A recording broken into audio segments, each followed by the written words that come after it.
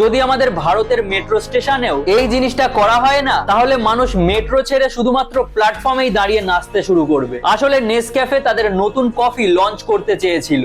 তখন তারা ভাবলো এমন কি করা যায় যাতে মানুষ আমাদের সঙ্গে ইন্টারঅ্যাক্ট করবে এবং তারা মজাও পাবে। এই চিন্তা ভাবনা থেকেই তারা চীনের একটা হাই ট্রাফিক যুক্ত মেট্রো স্টেশনকে বেছে নিয়েছিল, যেখানে তারা একটা বিশাল বড় এলইডি স্ক্রিন লাগালো এবং তার সাথে লাগালো একটা সেন্সর। তারপর সেই স্ক্রিনের সামনে একটা বড় গোল দাগ বানানো হলো এবং পাশে রাখা হলো দুটো ভেন্ডিং মেশিন। এখন যেমনই কেউ সেই গোলের মধ্যে দাঁড়াবে, সেন্সরের ফলে সেই গেমটা সঙ্গে সঙ্গে স্টার্ট হয়ে যাবে, আর সে তার শরীর ডান দিকে অথবা বাঁ দিকে নাড়ালে সেই স্ক্রিনের উপরে থাকা কফির বোতলটাও ঠিক সেইভাবেই ডান দিকে বাঁ দিকে নড়বে। এখন আসল কাজটা কি? 30 সেকেন্ড ধরে উপর থেকে কফির ফোঁটাগুলো পড়বে এবং আপনাকে সেগুলোকে সেই বোতলের মধ্যে ক্যাচ করতে হবে। আর যখনই কেউ এই গেমটাকে জিতে যাবে, সঙ্গে সঙ্গে স্ক্রিনে একটা কিউআর কোড ভেসে উঠবে এবং সেই কিউআর কোড স্ক্যান করলেই পাশে রাখা ভেন্ডিং মেশিন থেকে ফ্রিতেই কফি পাওয়া যাবে। ফলাফল কি হলো? মানুষ দারুণ মজাও পেল, আর নেসক্যাফের নতুন কফির অ্যাড একদম পারফেক্ট ভাবে হয়ে গেল।